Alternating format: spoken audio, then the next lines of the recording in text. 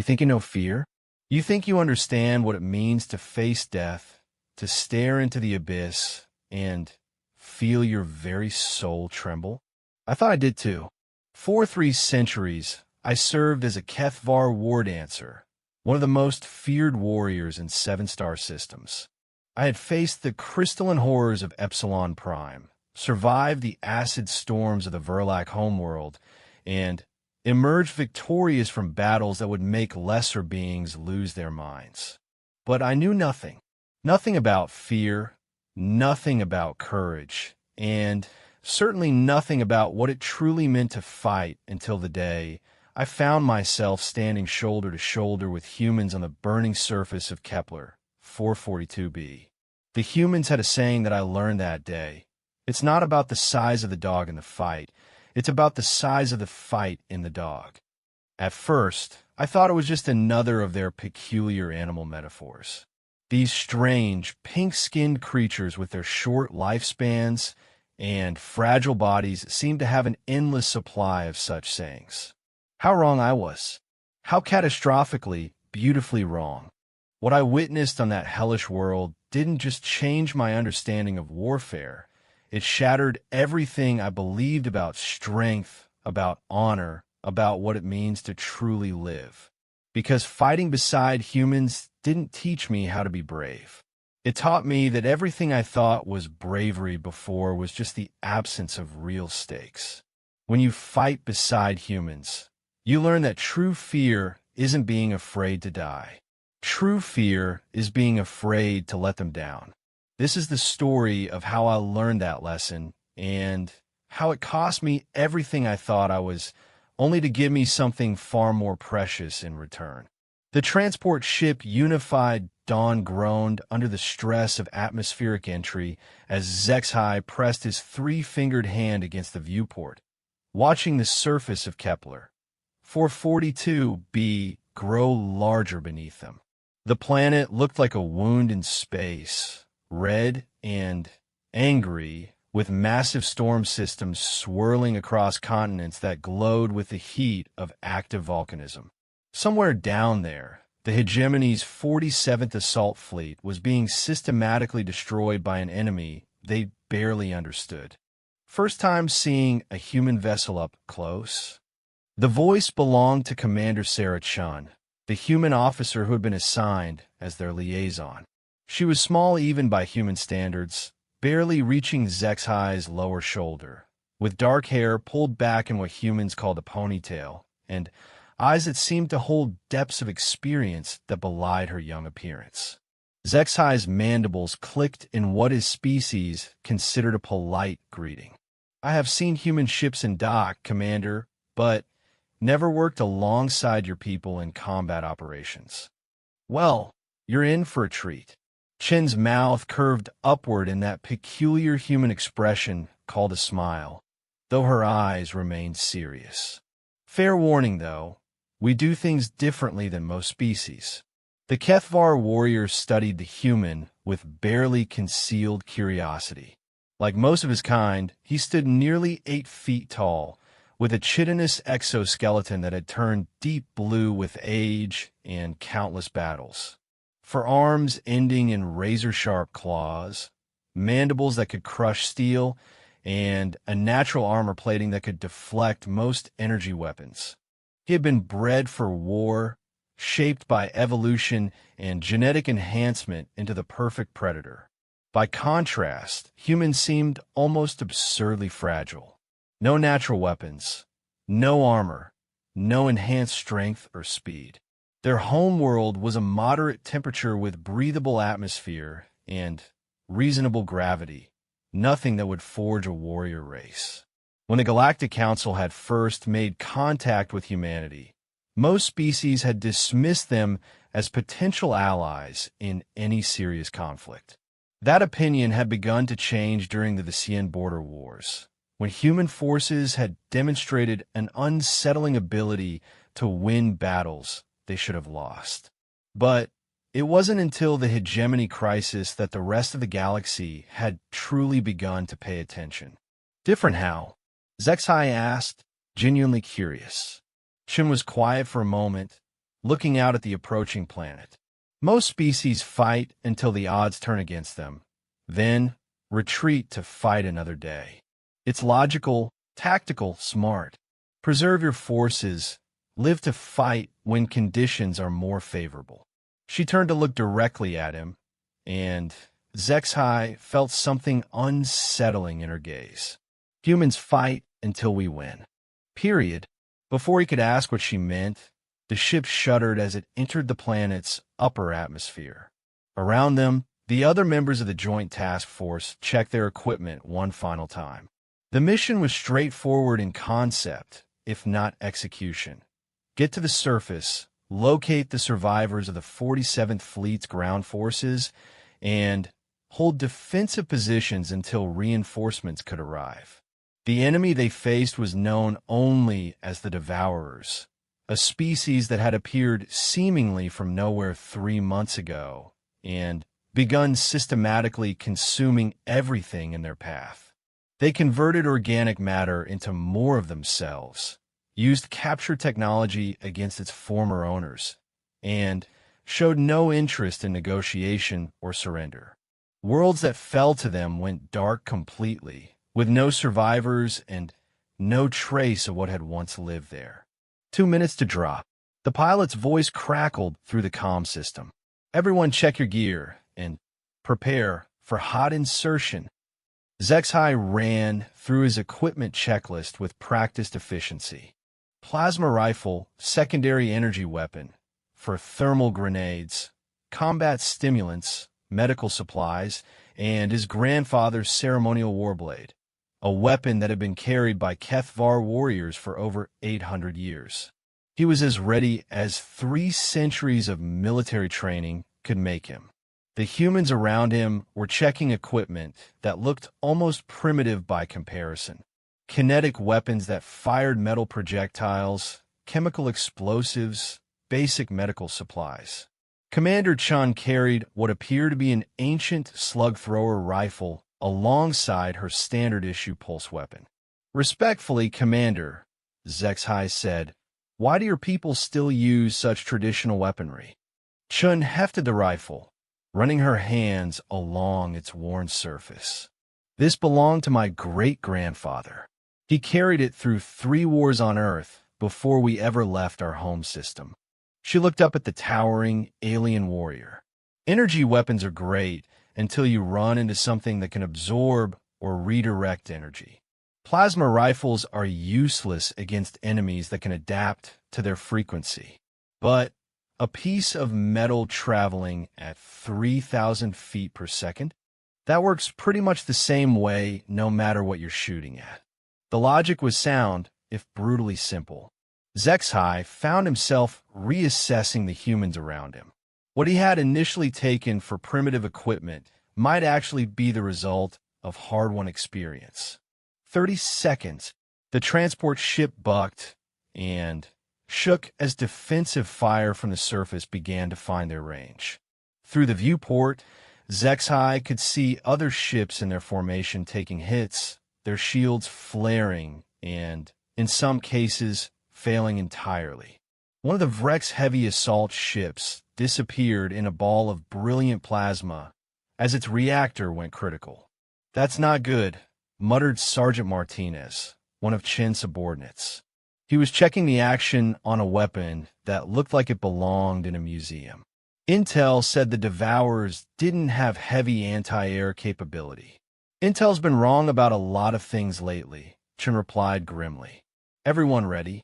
The ship lurched violently to port as something massive struck their starboard engine.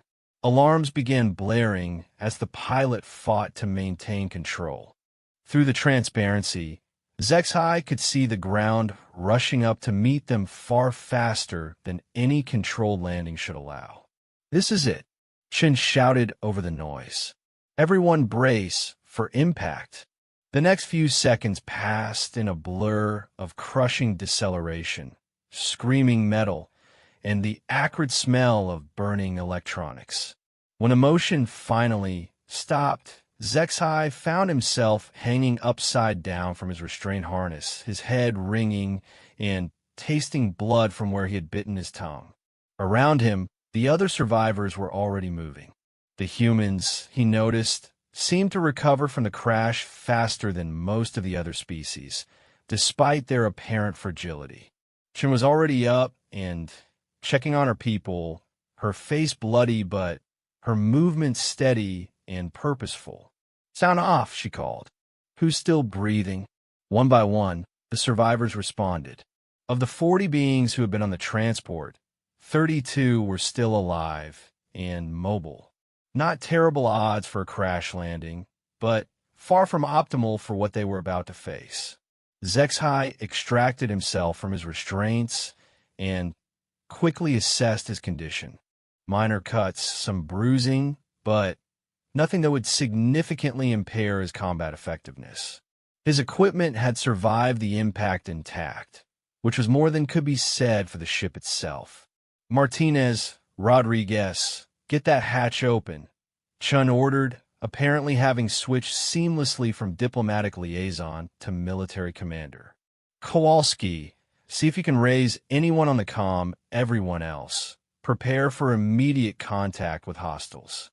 As if summoned by her words, something began pounding on the hull of the crashed transport from outside. The impacts were rhythmic, deliberate, and powerful enough to dent the reinforced metal with each blow. "How long until they break through?" asked Theklos, the Vrek's heavy weapons specialist whose blue-scaled hide was slicked with fluid from his species' stress response. Chen listened to the pounding for a moment, her head tilted slightly as if calculating something. Based on the rhythm and force, maybe 3 minutes.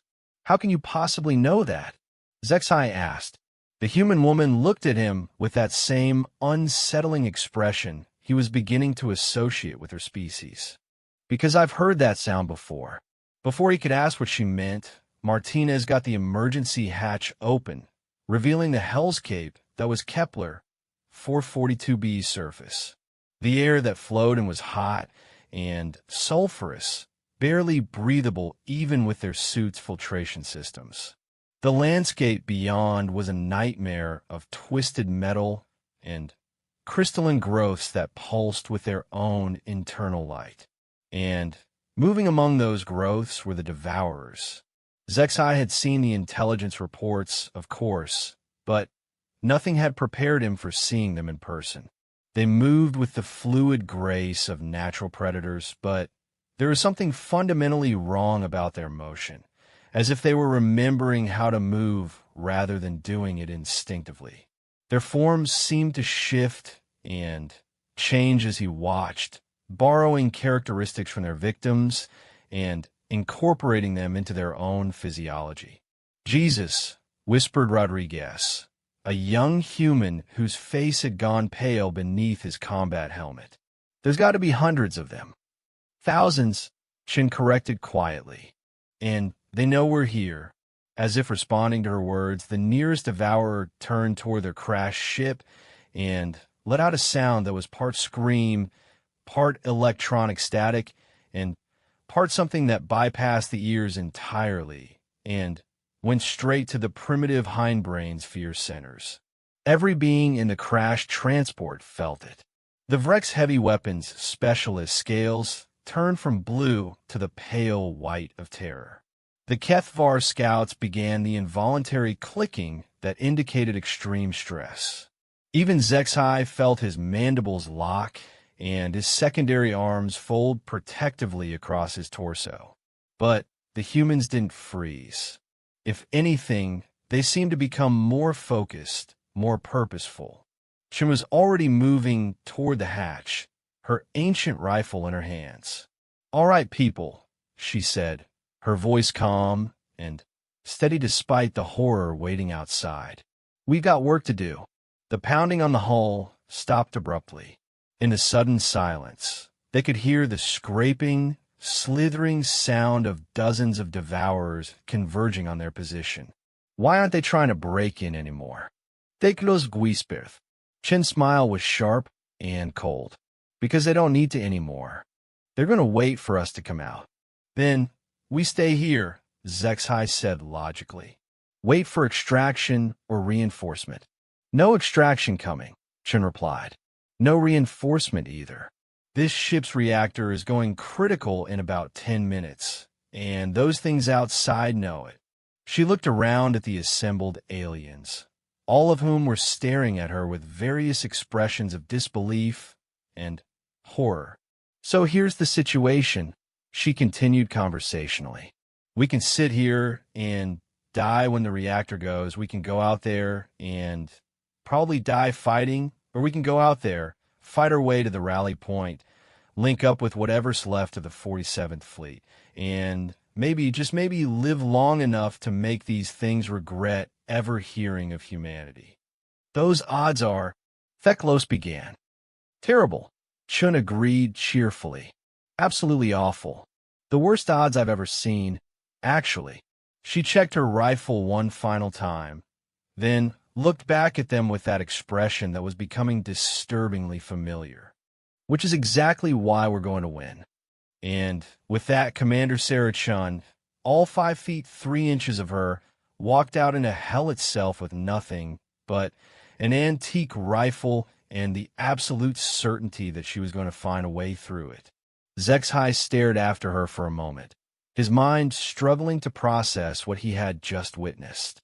Then, almost without conscious decision, he found himself following her into the nightmare landscape outside. Behind him, he could hear the other survivors making the same choice, one by one abandoning the relative safety of their crashed ship to follow a single, small human woman into what looked like certain death. For the first time in his long military career, Zexhai began to understand that perhaps there was more than one definition of courage. The heat hit Zexhai like a physical blow as he stepped onto the surface of Kepler 442b. Even through his environmental suit, he could feel the oppressive temperature that turned the very air into something thick and hostile. The ground beneath his feet was a mixture of melted metal and some kind of organic resin that the devourers seemed to secrete, creating a surface that squelched unpleasantly with each step. Chun was already 20 meters ahead, moving with the confident stride of someone who had done this before. Her rifle was held in a relaxed but ready position, and she seemed to be scanning the twisted landscape with the systematic precision of a seasoned predator. Stay close, but not clustered, she called back to them without turning around. These things hunt by sound and heat signature, but they're not stupid. They'll try to separate us. Zexhai moved up beside her, his natural stride easily covering the distance despite the difficult terrain. You have fought them before. It wasn't a question. Thesha Prime, 6 weeks ago, Chen replied quietly. Lost my entire company in 4 hours. How did you survive? Chen's jaw tightened almost imperceptibly. I learned to stop thinking like a soldier and start thinking like a human. Before Zexhai could ask what she meant, the ground ahead of them erupted. A devourer burst from beneath the organic resin, its form a horrific amalgamation of the various species it had consumed.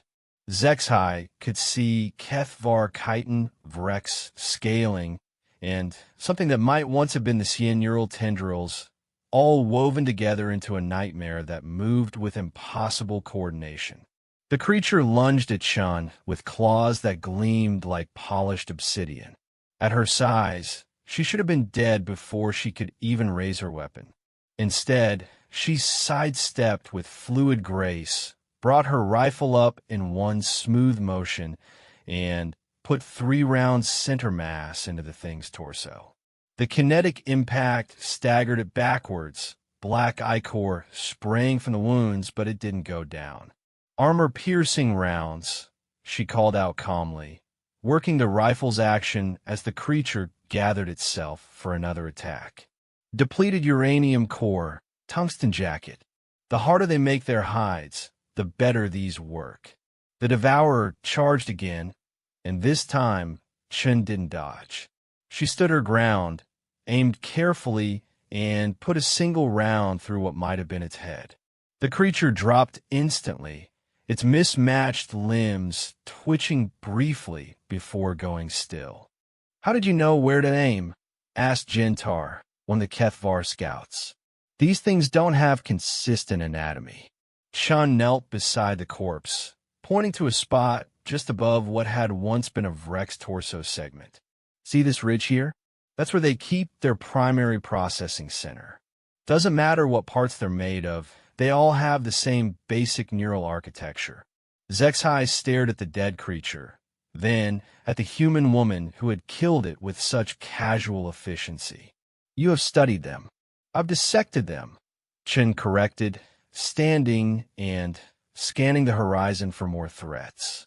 "After Thesha Prime, I spent 2 weeks in a bunker with nothing but devourer corpses and a field medical kit. You learn a lot about something when you take it apart piece by piece." More shapes were moving in the distance, converging on their position with the inevitable patience of hunting pack animals. Chen counted them quickly, then turned to address the group. "All right, listen up. We've got maybe 30 hostiles incoming from multiple directions. Standard tactics won't work. These things don't break, they don't retreat, and they don't leave wounded behind. They'll keep coming until they're all dead or we are." Theklos hefted his heavy plasma cannon, its power cells humming ominously. "Then we make our stand here. Use our superior firepower to thin their numbers before they can close with us." "No," Chen said sharply. "We keep moving. Static defense is death against devourers." "But tactically," the Vrex warrior began. "Tactically, you're thinking about fighting an enemy that cares about casualties," Chen interrupted. "These things don't. Everyone you kill just gives the others more information about your capabilities. Stay in one place long enough, and they'll adapt to everything you can throw at them." She gestured toward a series of low ridges about 2 kilometers ahead. "Rally Point is that way. We move fast, we hit hard when we have to, but we don't stick around to admire our work." "And if they surround us?" Zexai asked. Chen's smile was sharp and unpleasant. "Then we improvise." They began moving across the hellish landscape, the humans setting a pace that was almost punishing for the other species.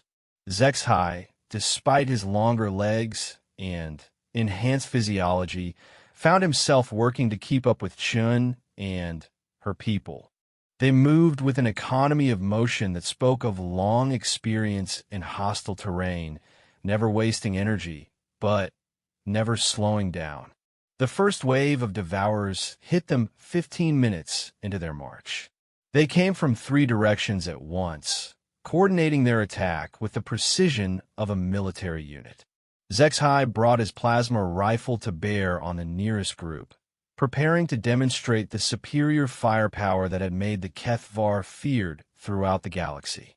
"Wait," Chen commanded quietly. "Wait." Zexhai's mandibles clicked in confusion.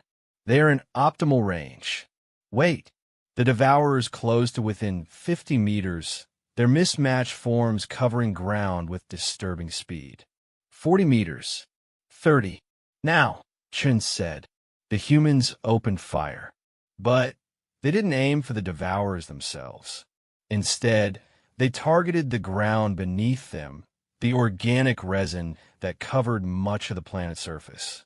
Their armor-piercing rounds punched through the material and into whatever lay beneath, triggering a chain reaction that Zexhai didn't understand until it was too late for the devourers to avoid. The ground erupted in a series of explosions as pockets of trapped gases ignited. The creatures were caught completely off guard, their formations scattered, and several of their number caught in the blasts. "How did you?" Theklos began. "Spectroscopic analysis of the atmosphere," Chen replied, already moving toward their destination. "Methane concentrations are off the charts down here. The devourer's biological processes produce it as a waste product, and it collects in pockets under that resin layer. She reloaded her rifle without breaking stride. Turn their own waste against them. Humans have been doing that for thousands of years. The remaining devourers regrouped quickly, adapting their approach to account for the new threat. But by then, Chin's people were already moving again, using the confusion to put distance between themselves and their pursuers. Your species thinks differently, Zexai observed as they navigated around a cluster of crystalline growths that hummed with malevolent energy. We think like prey, Chin corrected. Every other species in the galaxy evolved as apex predators. You've got natural weapons, armor, enhanced senses. You think like hunters because that's what you are. She ducked under a low-hanging formation that would have decapitated a taller being. Humans are prey animals that got smart. We learn to think like something that's being hunted, which means we learn to think like something that has to win or die. Another wave of devourers crested a ridge ahead of them, moving to cut off their advance. This time, it was Sergeant Martinez who called the play. Chun, you see that formation to our left? I see it. Thermal vents. Wind patterns suggest the whole area's unstable. Chun studied the landscape for a moment, then nodded. Rodriguez, Kowalski with me. Everyone else, give us covering fire and be ready to run. The three humans broke away from the main group, sprinting toward what looked like certain death. The devourers, recognizing an opportunity, began converging on the apparently isolated prey. Zexai watched in fascination and growing horror as the humans led their pursuers directly toward the unstable thermal field. At the last possible moment, they dove for cover behind a cluster of metallic debris. The devourers, moving too fast to change course, plunged directly into the thermal vents. What followed was difficult to describe and impossible to forget. The creature's stolen biological components began reacting violently to the superheated gases, causing a cascade failure in their modified physiology. They didn't just die. They dissolved, their carefully integrated forms coming apart in ways that violated several fundamental principles of biology. Jesus, whispered Rodriguez, watching the carnage. I didn't know they could do that. Neither did I, Chin admitted, rejoining the group. But I had a theory. You gambled our lives on a theory. Take los demandis. Chin looked at him with that expression that was becoming disturbingly familiar. Welcome to human tactics, friend. They pushed forward, covering ground with relentless determination. The landscape around them grew increasingly hostile, with evidence of devourer activity becoming more and more prevalent. Structures that had once belonged to the original inhabitants of this world had been converted into something organic and wrong, pulsing with alien life. Why do they do that? Asked one of the surviving Kethvar scouts, gesturing toward a building that seemed to be breathing. Why modify existing structures instead of simply destroying them? Because they're not just consuming, Chin replied grimly. They're learning. Every structure they convert, every being they absorb, it all becomes part of their collective knowledge base. She pointed to what had once been a communications array, now twisted into a configuration that hurt to look at directly. That's not just a building anymore. It's a sensory organ. They're turning this entire planet into one massive biological entity. The implications of that statement settled over the group like a cold weight. If Chin was right, then the Devourers weren't just an invasion force. They were a transformation engine, converting entire worlds into extensions of their collective consciousness. How do you fight something like that? Zexai asked quietly. Carefully, Chin replied, and with a lot of explosives. As if summoned by her words, the ground ahead of them began to tremble. Something was rising from beneath the organic resin, something massive enough to shake the earth with its movement. Everyone down, Chun hissed, and The entire group dropped to the ground just as something enormous broke the surface not 50 meters ahead of them. Zexai had fought star krakens in the void between systems. He had stood toe-to-toe with Verlac siege beasts that stood 40 feet tall and weighed as much as heavy battle tanks. He thought he understood the concept of large enemies. He was wrong. The thing that emerged from the ground was less a creature than a mobile ecosystem. It stood nearly 100 meters tall, its body a twisted amalgamation of every species the Devourers had ever encountered. Zexai could see parts that had once belonged to beings from a dozen different worlds, all integrated into a form that defied both logic and sanity. And it was looking directly at them. "Okay," Chin said quietly, her voice steady despite the impossibility of their situation. "This is new." The massive creature began moving toward them with deceptive speed, its multiple limbs carrying it across the broken landscape with the fluid grace of something that had learned to move from the memories of 1,000 different species. "Run," suggested Rodriguez hopefully. "Can't outrun it," Chin replied, studying the approaching nightmare with the clinical detachment of a professional soldier. "Can't fight it conventionally either." "Then what do we do?" Theklos demanded, his heavy weapons seeming suddenly inadequate. Chin was quiet for a long moment, her mind clearly racing through possibilities. When she spoke again, her voice carried a note of something that might have been anticipation. "We think like humans," she said.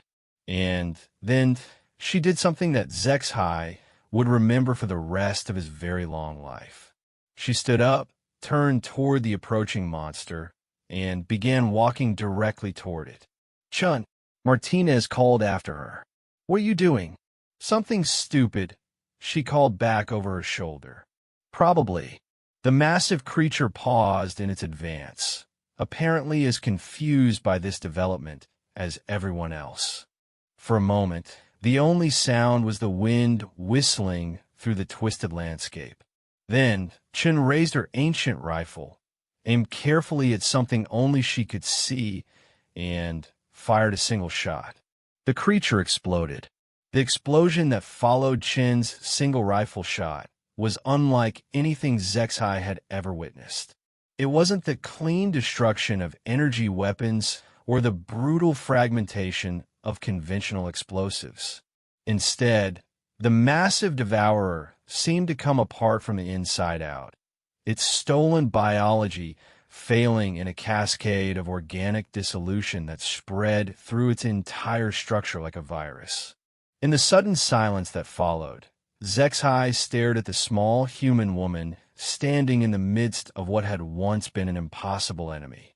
His mind struggled to process what had just happened, running through tactical scenarios and coming up empty. "Ow!" he finally managed to ask. Chun lowered her rifle, her expression thoughtful rather than triumphant. "Structural weak point. These things integrate biological systems from dozens of different species, but they don't always account for incompatibilities." She gestured toward the dissolving remains of the creature. That thing had Vrex neural tissue running directly alongside the Cyan metabolic processes. The Vrex use copper-based compounds for neural transmission. The Thaxians use iron-based.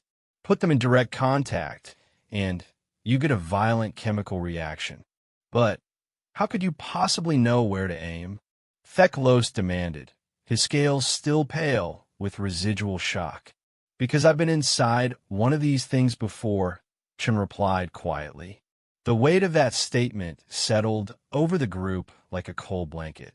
To be inside a devourer and survive was considered impossible by every military strategist in the galaxy.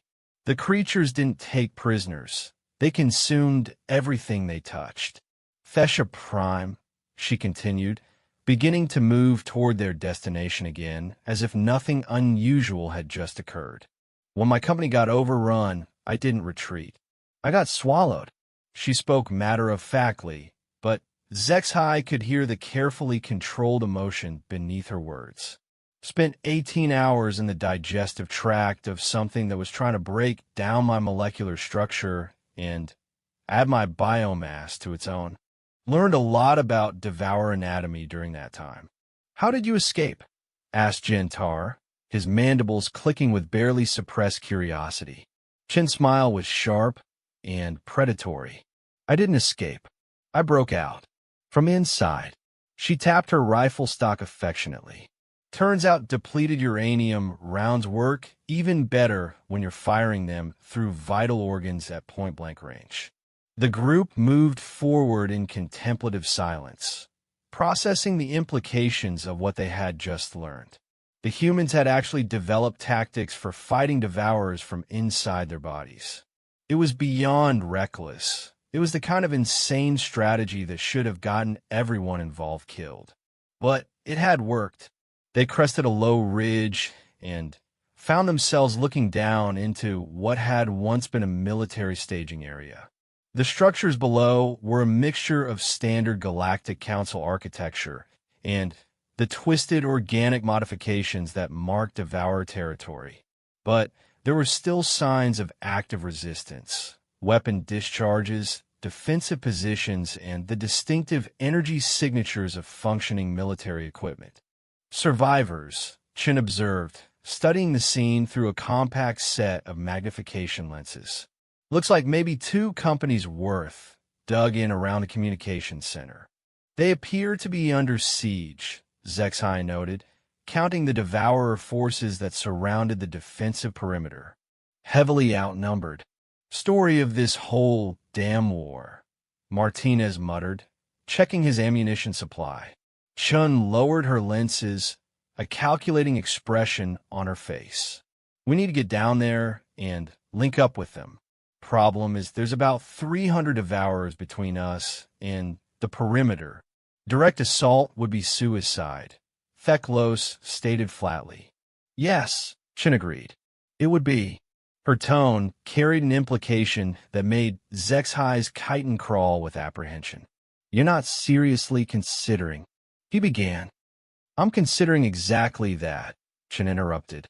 Because sometimes the only way through an impossible situation is to make it even more impossible. She turned to address the group, and Zexhai was struck again by the absolute certainty in her voice. This wasn't bravado or desperate hope. It was the calm confidence of someone who had done the impossible before and expected to do it again. Here's what we're going to do, she said. We're going to walk down there, straight through the middle of their formation, and join up with the defenders. That's insane, Theklos protested. We'll be torn apart before we get halfway. Only if they realize we're enemies, Chin replied. Martinez, Rodriguez, break out the scent suppressors. Kowalski, I need you to monitor Devourer communication frequencies. Understanding began to dawn in Zexhai's mind, though it was an understanding that filled him with a mixture of admiration and horror. You want to disguise ourselves as Devourers. Not disguise, Chin corrected. Mimic.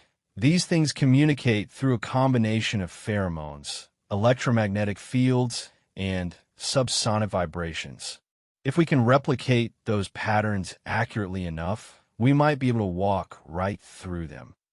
And if we can't? Asked one of the surviving scouts. Chin's expression didn't change. Then we improvise.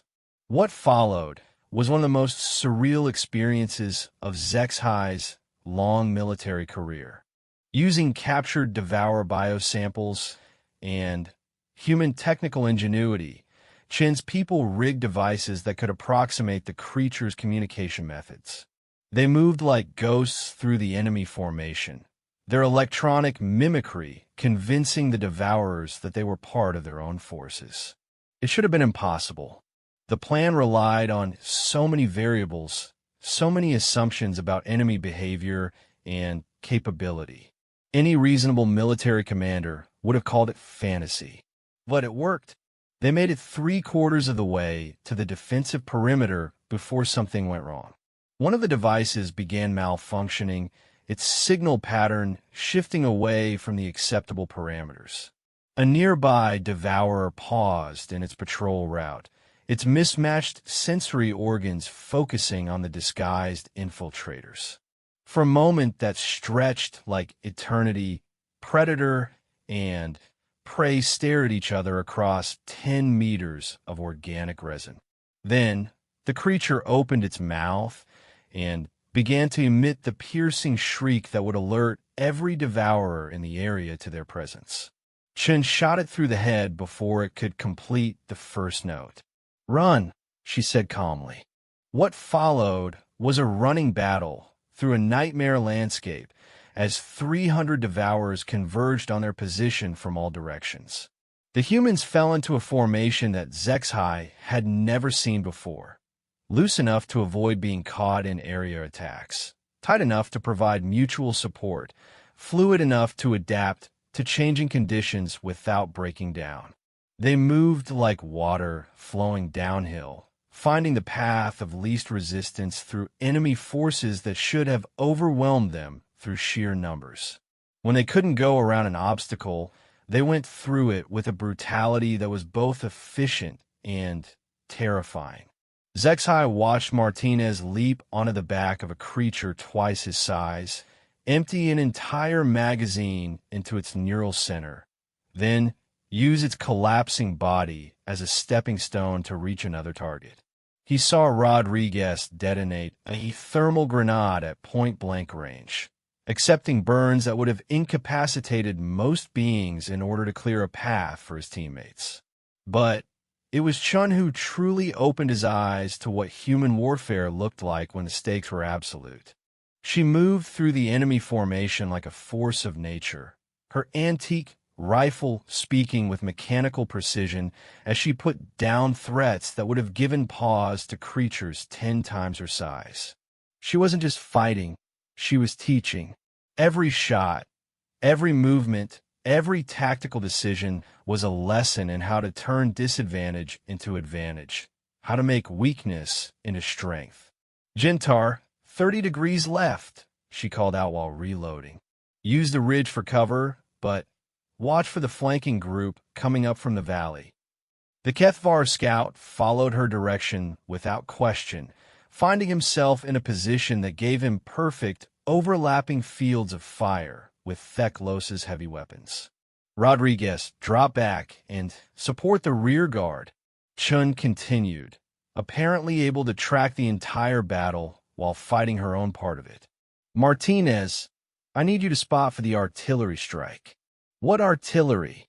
Martinez called back while diving for cover. "The one I'm about to call in," Chun replied, pulling a device from her pack that Zexhai didn't recognize. She spoke rapidly into the device in a mixture of human languages and technical terminology, then looked up at the approaching wall of enemies with an expression of fierce satisfaction. "Everyone down," she shouted. "Danger close." The orbital bombardment that followed turned the landscape into a temporary vision of hell. Energy beams lanced down from the fleet in orbit, turning sand into glass and organic material into superheated plasma.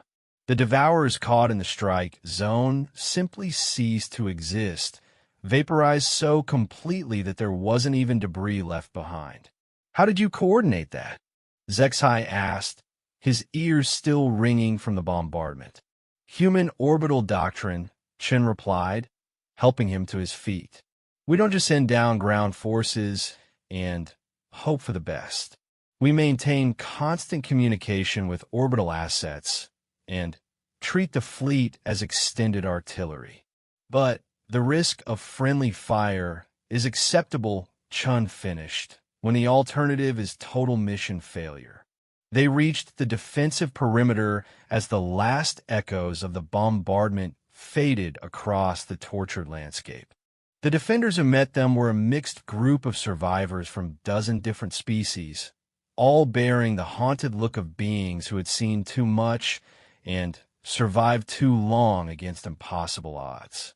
"Commander Chun." The voice belonged to Colonel Vextar, a Kethvar officer whose blue chitin was scarred with the evidence of countless battles. Thank the void you made it. What's the situation, Colonel? Chen asked, immediately shifting back into command mode. Bad and getting worse, Vextar replied grimly. We've got maybe 600 effectives left, ammunition for another 4 hours of heavy fighting, and intelligence suggests the Devourers are preparing something big. How big? Vextar gestured toward the horizon, where strange lights were beginning to gather in the distance. We think they're bringing up one of their capital organisms. If our estimates are correct, it'll be large enough to consume this entire continent. Zexhai stared at the gathering lights, his mind struggling to process the scale of what was coming. A creature large enough to consume continents was beyond anything in his experience. It was the stuff of nightmares and ancient legends. But Chen just nodded thoughtfully, as if someone had told her about a minor logistical problem. Time frame? She asked. Maybe 8 hours, Vextar replied. 12 if we're lucky. And evacuation options? None. The fleet's been driven back beyond safe retrieval range. We're on our own. For a moment, the only sound was the wind whistling through the twisted landscape and the distant rumble of whatever was approaching from beyond the horizon. Then Chun smiled. Good, she said. I hate it when things are too easy. The command bunker was a cramped space carved out of what had once been a geological survey station, its walls lined with jury-rigged communication equipment and tactical displays that flickered with intermittent power. Around the central holographic projector, the surviving senior officers from a dozen different species clustered in what might charitably be called a war council. Zexhai studied the tactical display with growing unease. The approaching Devourer capital organism showed on their sensors as a massive distortion in local space-time, its gravitational field strong enough to affect orbital mechanics. Conservative estimates put its length at over 50 kilometers, with a mass roughly equivalent to a small moon. It's impossible, muttered Commander Thacthavel, a Vrex naval officer whose scales had turned the pale blue of exhaustion. How do you fight something that size? You don't, replied Colonel Vextar grimly. You run, and you hope it's not interested in chasing you. Around the bunker, other officers nodded in grim agreement. The mathematics were inescapable. 600 survivors, regardless of their training or equipment, could not meaningfully engage a target of that magnitude. It would be like insects attacking a starship. Sean stood quietly in the corner, studying the display with the same focused intensity she had shown throughout their mission. She hadn't spoken since the briefing began, but Zexhai could see the subtle signs of mental activity that he was beginning to associate with human tactical planning. Commander Chun, Colonel Vextar prompted. Do your people have any experience with threats of this magnitude? Chun looked up from the display, her expression thoughtful. Define experience.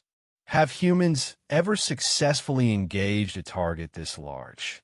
Well, Chun said slowly, there was the Terra-Martian War of 2387. The Martian colonial fleet deployed a fortress ship that was about 40 kilometers long. And we blew it up. The casual way she delivered that statement sent a ripple of shocked silence through the bunker. Fortress ships were considered virtually indestructible by galactic military doctrine.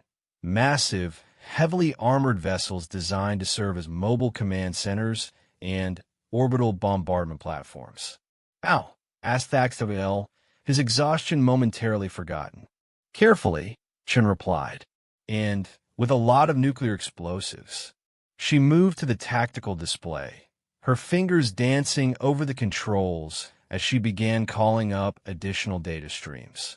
The thing about really big targets is that their size works against them as much as for them. They have to maintain structural integrity across enormous distances, which means they need massive internal support systems. The display shifted, showing a cross-section analysis of the approaching creature based on sensor data. See these density variations? Those aren't random. They're structural necessities, support columns, circulation systems, neural networks.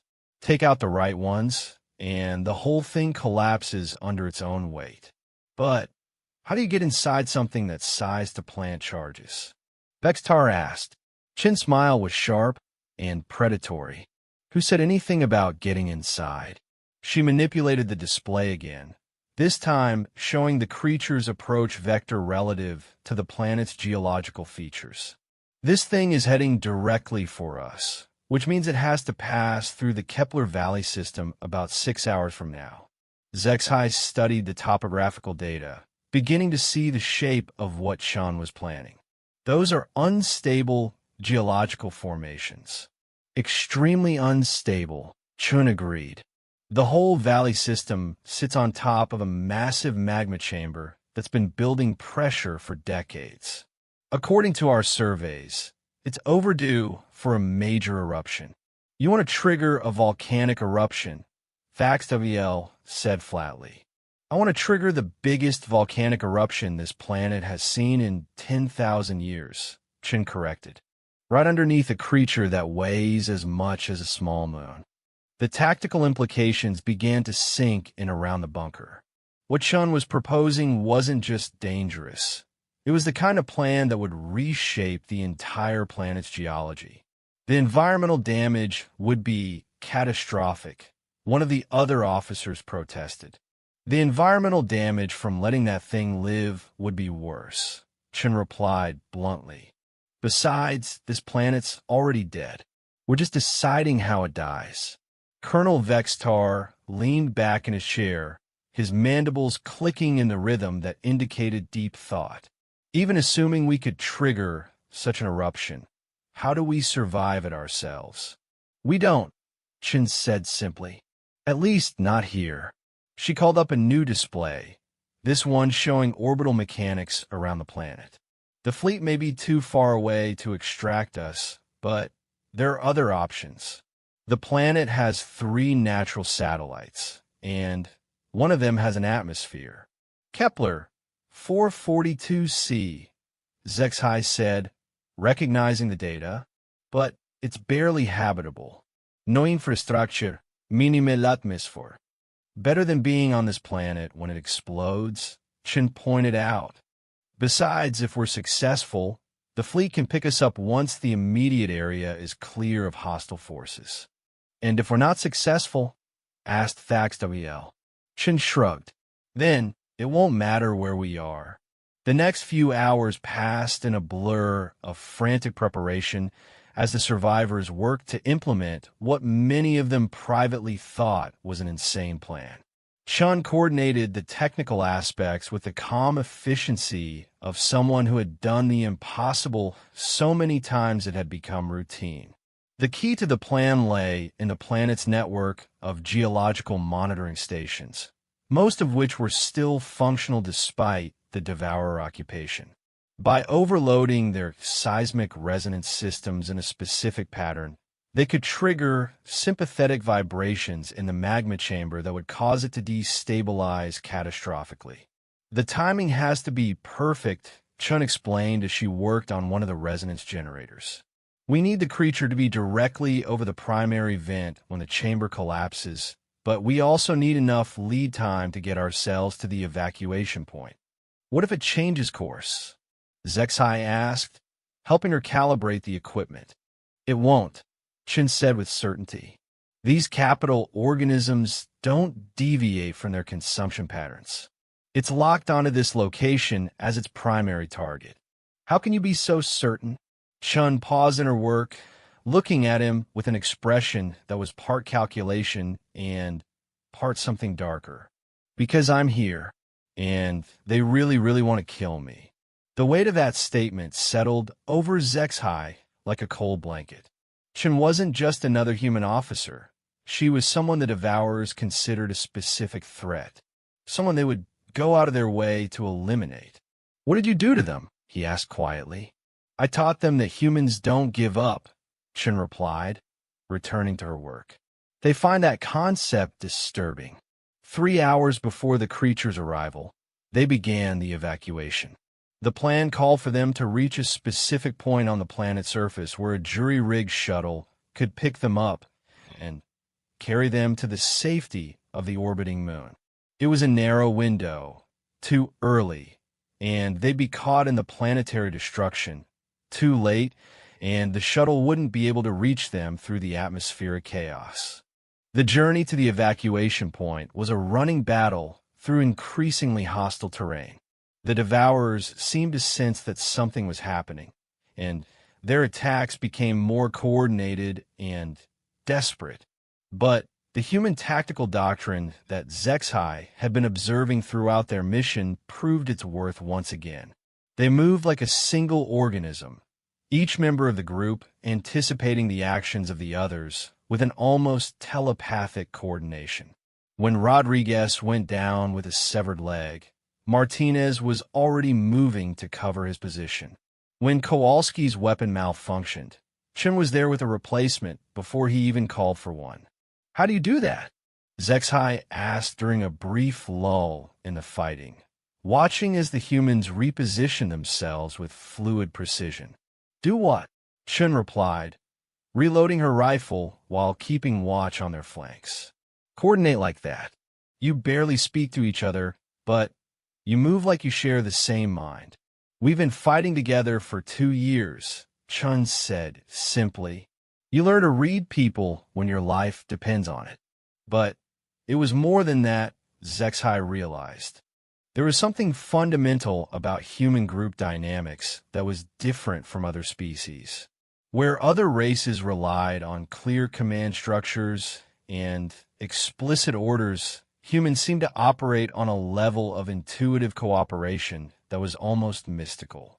They reached the evacuation point with 30 minutes to spare, just as the first seismic tremors began to shake the ground beneath their feet.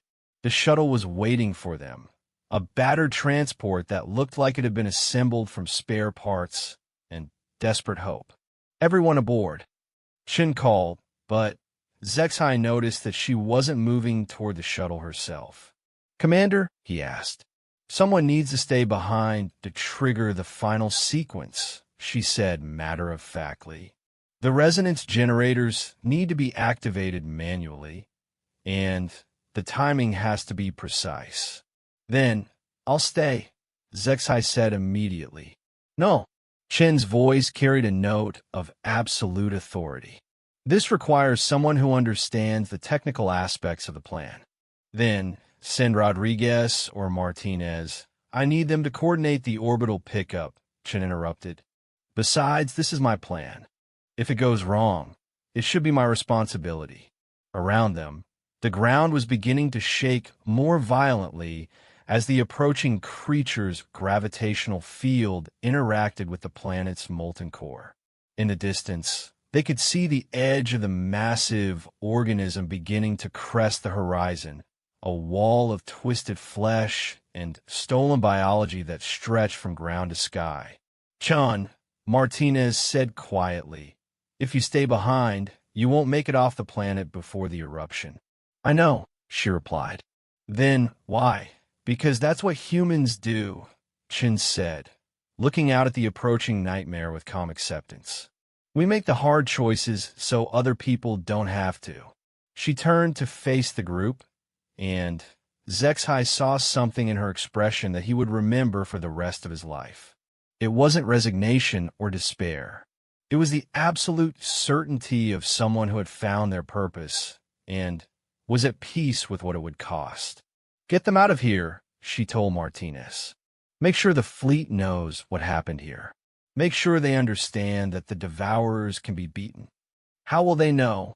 HFY asked. Chen's smile was fierce and proud. "Because you'll tell them. All of you. You'll tell them that you saw humans fight, and you'll tell them what we're capable of when we stop holding back." The shuttle's engines were starting to warm up, adding their vibrations to the seismic chaos that was building around them. Soon, they would have to leave or risk being caught in the destruction that was coming. "I'm staying," HFY announced suddenly. No, Chen said firmly. Yes, he replied with equal firmness. You taught me something about courage, Commander. Now, let me show you that I learned. For a moment, they stared at each other, the small human woman and the towering alien warrior.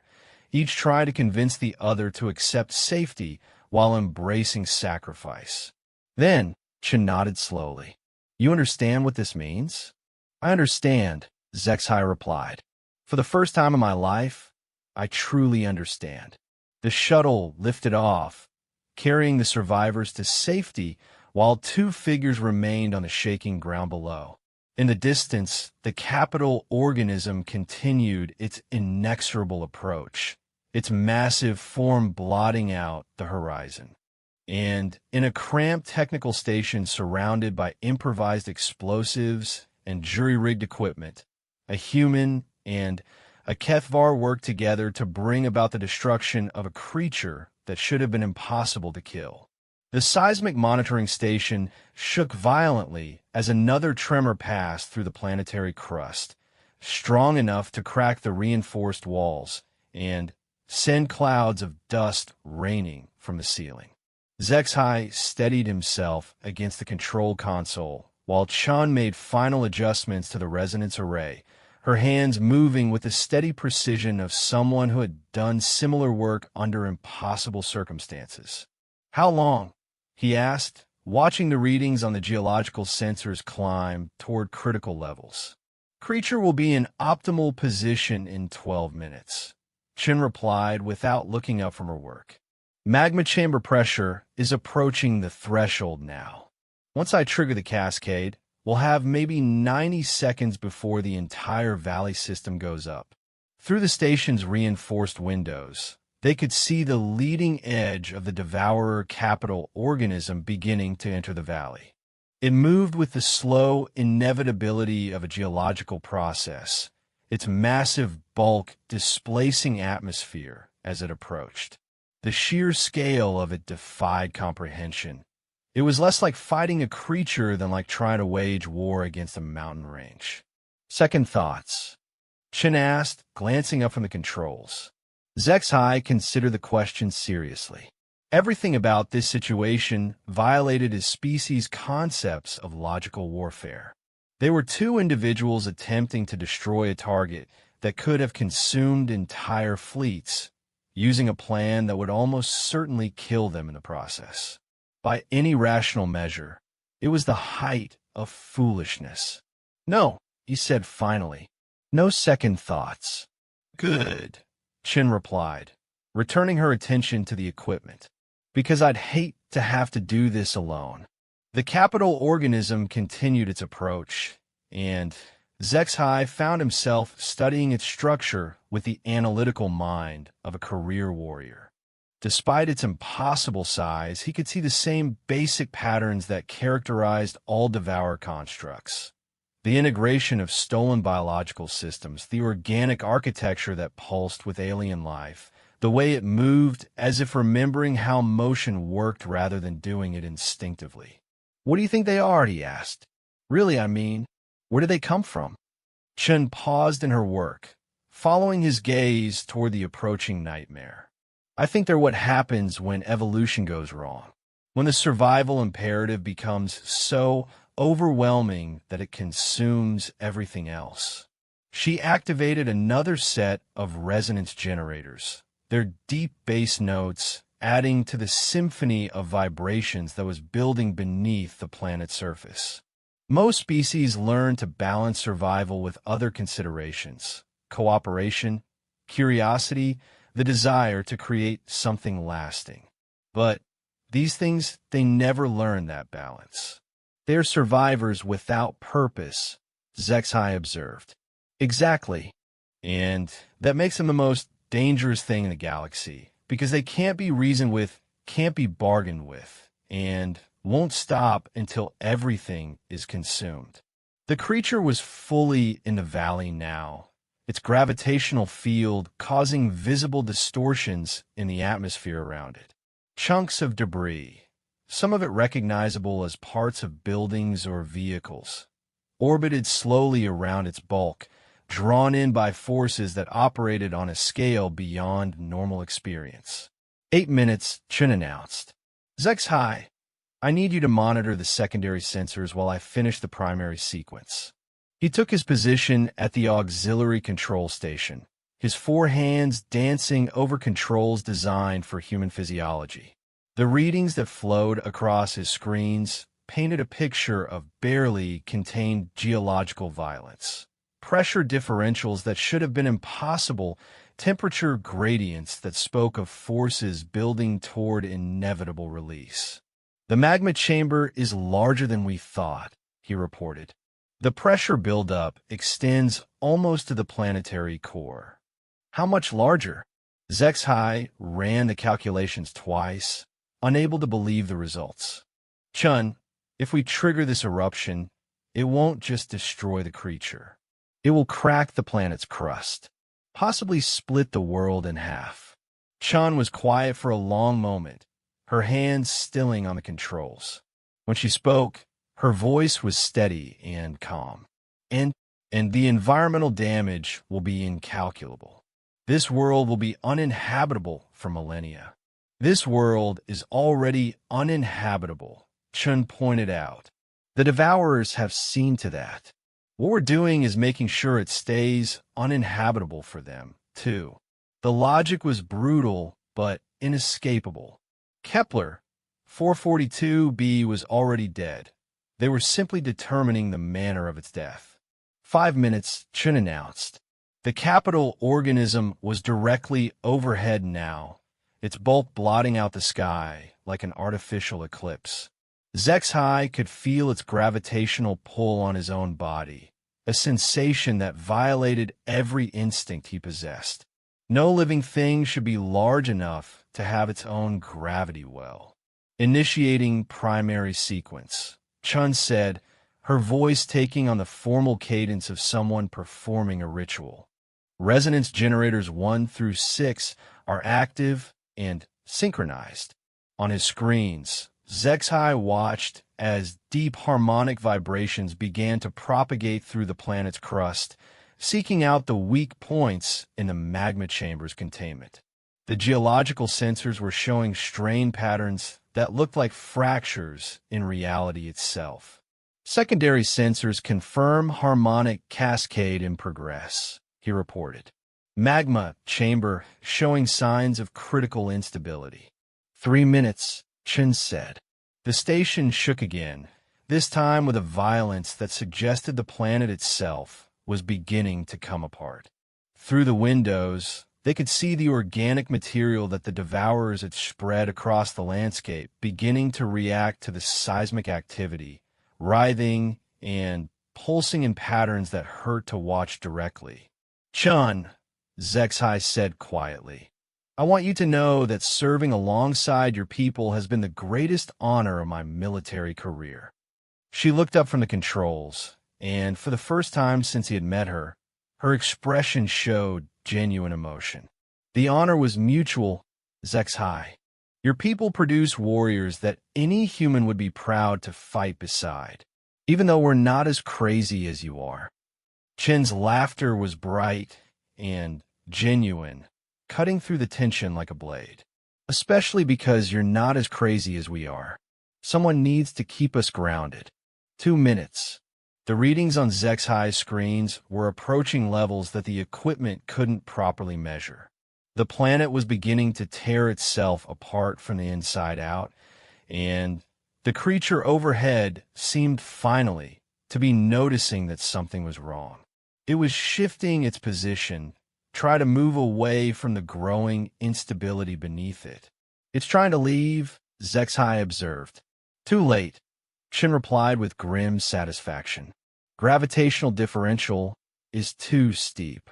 It can't generate enough thrust to break away from its own gravity well.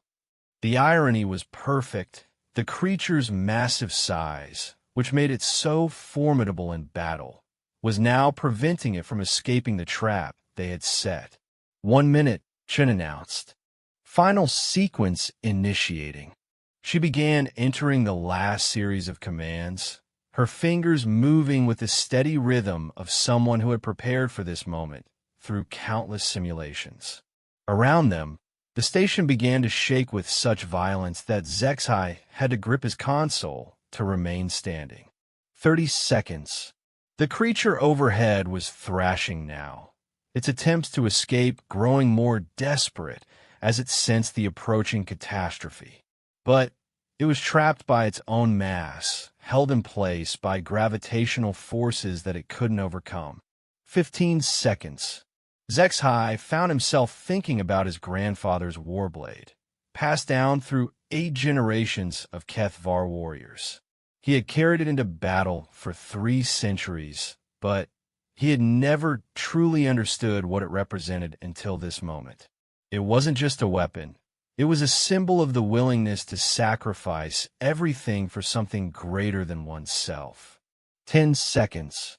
Chen's hand hovered over the final activation control, and for a moment, time seemed suspended. 2 beings from different worlds, different species, different philosophies of warfare, united in a single moment of absolute purpose. 5 seconds. She looked at him one last time, and he saw in her eyes the same fierce joy that he had seen when she had walked into hell itself with nothing but an antique rifle and absolute certainty. 4. It has been an honor, Commander Chun. 3. The honor was mine, Zexai. 2. See you on the other side. 1. Chun pressed the control. What followed was difficult to describe in terms that did justice to the scale of what occurred. The planet didn't simply erupt. It came apart in a cascade of geological violence that could be seen from orbit. The magma chamber, destabilized by precisely calculated harmonic resonance, collapsed and then exploded outward with the force of a stellar event. The capital organism, caught directly in the path of the eruption, was vaporized so completely that no trace of it remained. Its massive bulk, which had seemed so indestructible moments before, simply ceased to exist in the face of forces that operated on a planetary scale. The shock wave that followed reshaped continents, sent chunks of planetary material spinning into space, and created a light show that was visible from neighboring star systems. Kepler 442b, which had been slowly dying under Devourer occupation, died quickly and spectacularly, taking with it the largest concentration of enemy forces ever assembled. In orbit around the system's 3rd moon, the survivors watched through the viewports of their rescue shuttle as the planet where they had fought and bled transformed itself into a new star. The light was so brilliant that they had to shield their eyes, and the radiation pulse that followed disabled several of their electronic systems. Did they make it? Martinez asked quietly, though he already knew the answer. Rodriguez was monitoring the communication channels, listening for any sign of transmission from the planet's surface. After several minutes, he shook his head. Nothing. No signals, no life signs, nothing. The shuttle was quiet for a long time, the survivors each lost in their own thoughts about what they had witnessed. They had seen the impossible become routine, had watched 2 individuals destroy a threat that should have required entire fleets to address. "What do we tell the fleet?" asked one of the other officers finally. "We tell them the truth," Martinez replied.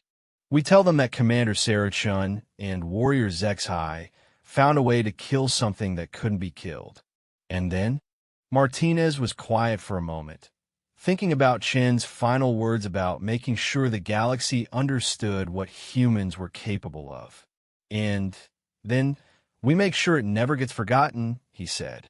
"We make sure that every species in the galaxy knows that when humans fight alongside you, anything becomes possible."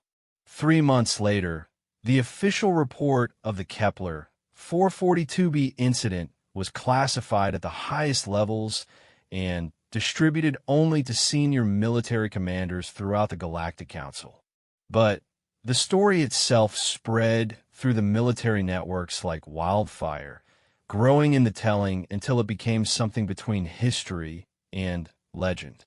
They called it the day two warriors taught the galaxy that courage wasn't about the absence of fear, it was about choosing to fight alongside those who needed you, regardless of the cost. And in the archives of the HFY Military Academy, a new course was added to the curriculum.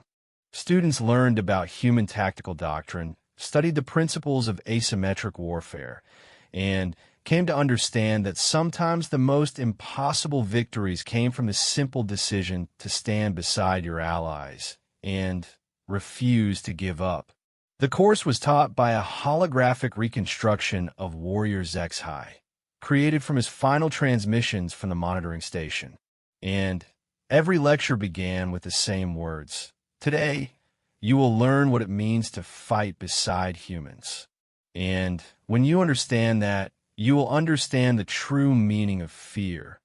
Not fear of death, but fear of letting them down. The Devourers were never seen again in that sector of space.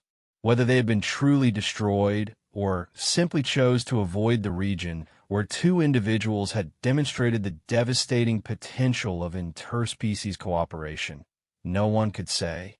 But throughout the galaxy, in 100 different languages and a dozen different military traditions, the story was told and retold. The day a human and a HFY taught the universe that some things were worth any sacrifice, and that the bonds forged in battle could transcend any difference of biology or belief. Fighting beside humans had indeed taught HFY the meaning of true fear.